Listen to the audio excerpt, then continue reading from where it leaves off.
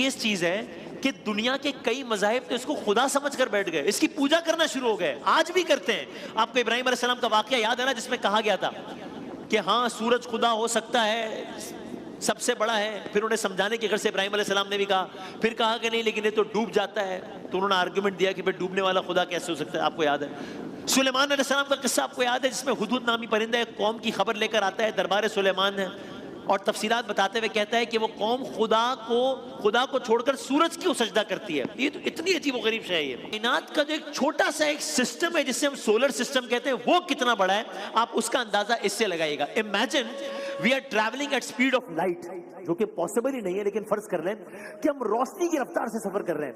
روشنی کی رفتار سے سفر کرنے کا مطلب یہ ہے کہ ہم اتنا تیز سفر کر رہے ہیں کہ جو پوری زمین ہے ہماری, زمین کے ایک کونے سے شروع کریں, سارے دریا, صحرا, سمندر, کھیت کھلیان, پہاڑ, ملک, بر اعظم, انٹارکٹیکا, سہارا ڈیزرٹ, سب زمین کا ایک کونے سے لے کے دوسرے کونے تک اگر آپ روشنی کی رفتار سے ٹریول کر رہے ہیں تو آپ ایک سیکنڈ میں زمین کے 7 چکر لگاتے ہیں. اتنا تیز ہے, ایک سیکنڈ میں زمین کے 7 چکر لگاتے ہیں. اب آپ دیکھیے, اگر ہم روشنی کی رفتار سے ٹریول کر رہے ہیں تو مرکری تک پہنچنے میں لگتے ہیں 3 منٹ تقریباً, وینس 6 منٹ, زمین تک پہنچنے میں لگتے ہیں 8 منٹ چونکہ وہ زمین تھوڑی سی دور ہے, مارس 12 منٹ.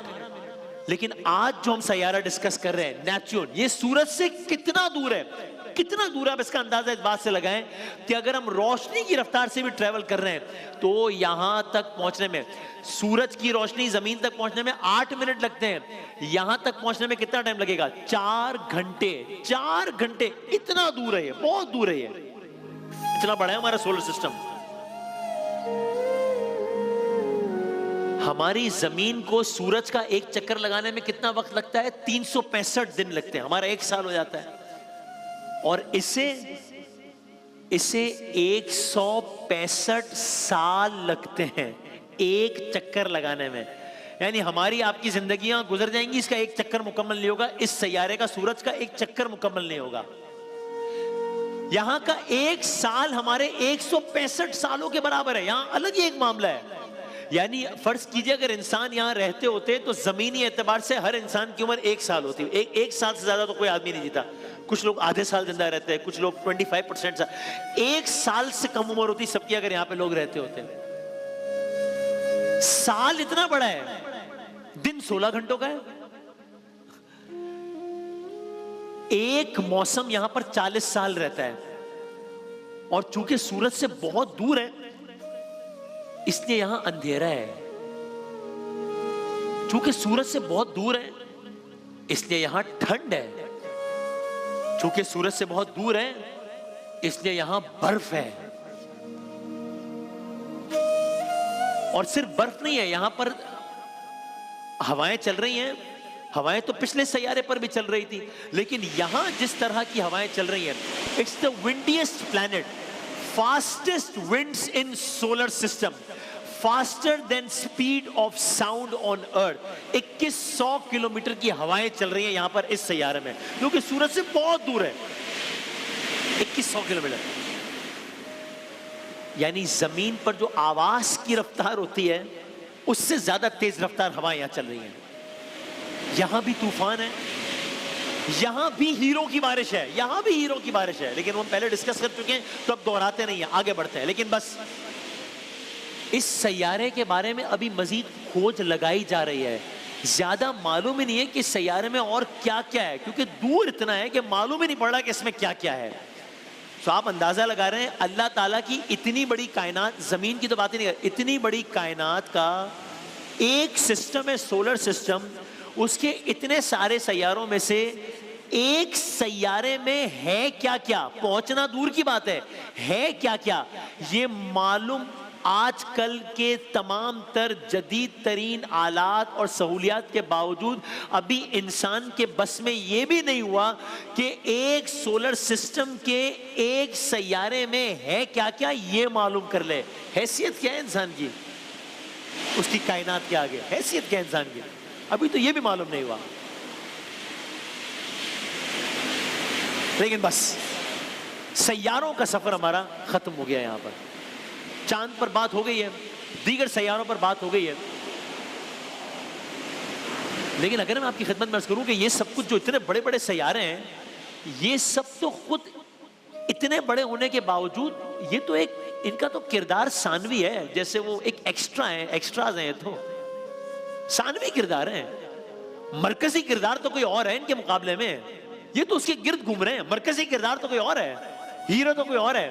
یعنی بھائی ہم پورے سولر سسٹم کی بات کر رہے ہیں نا، سولر سسٹم ہے یہ، تو یہ سب جو ڈسکس کیا گیا ہے زمین سمیت یہ سب سورج کے گرد گھوم رہے ہیں۔ تو آئیے آج ہم آگے بڑھتے ہیں اور چلتے ہیں اس کہانی کے مرکزی کردار کی طرف، ہم بڑھتے ہیں سورج کی طرف جو کہ اس داستان کا مرکزی کردار ہے۔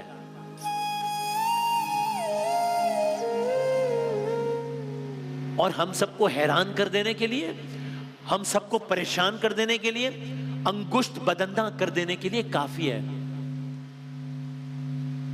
یہ ایک بظاہر عجیب و غریب آواز جو آپ کے کانوں سے ٹکرائے گی نا ابھی، یہ ناسا نے جو اصل ساؤنڈ ریکارڈ کیا ہے کہ سورج پر کہیں کچھ اس طرز کی آواز ہے، یہ وہ ہے۔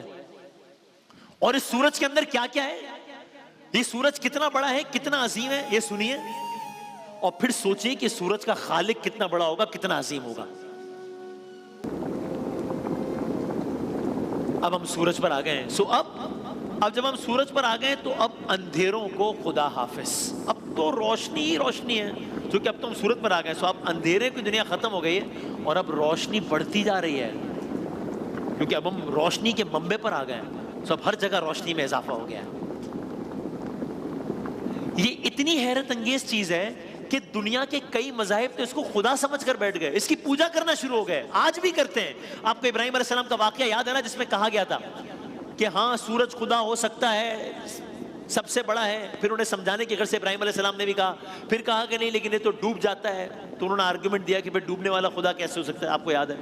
سلیمان علیہ السلام کا قصہ آپ کو یاد ہے، جس میں ہدہد نامی پرندہ ایک قوم کی خبر لے کر آتا ہے دربار سلیمان ہے، اور تفصیلات بتاتے ہوئے کہتا ہے کہ وہ قوم خدا کو چھوڑ کر سورج کیوں سجدہ کرتی ہے۔ یہ تو اتنی عجیب و غریب شے ہے یہ، اور کتنی ایسی مثالیں ہیں جہاں کوئی سورج کو صحت اور توانائی اور زندگی کا دیوتا مانتا ہے، کوئی کچھ مانتا ہے۔ یہ وہ وقت تھا جب اللہ تعالیٰ نے اپنے رسول کو بھیجا اور کچھ آیات نازل فرمائی۔ قرآن کریم کی ایک آیت کا مفہوم ہے اللہ کی نشانیوں میں سے ہے یہ رات اور دن اور سورج اور چاند، یہ اللہ کی نشانیوں میں سے، اللہ نہیں ہے۔ قرآن کریم کی ایک آیت کا مفہوم ہے سورج اور چاند کو سجدہ نہ کرو، سجدہ اس خدا کو کرو جس نے انہیں پیدا کیا ہے، اگر تم واقعی اس کی عبادت کرنے والے ہو۔ یہ کتنا پرانا ہے، 1000 سال، لاکھ سال، 10 لاکھ سال، 1 کروڑ سال، 10 کروڑ سال، یہ 4.5 ارب سال پرانا ہے۔ 4.5 ارب سالوں سے روشنی بکھیر رہا ہے، زمین پر گرمی بکھیر رہا ہے، اور ایک تلاطم، ایک طوفان برپا ہے اس کے اندر۔ 4.5 ارب سالوں سے ایک چیز اسی سسٹم میں چل رہی ہے، کوئی تبدیلی نہیں آ رہی اس سسٹم میں، کوئی تو ہے جو نظام ہستی چلا رہا ہے۔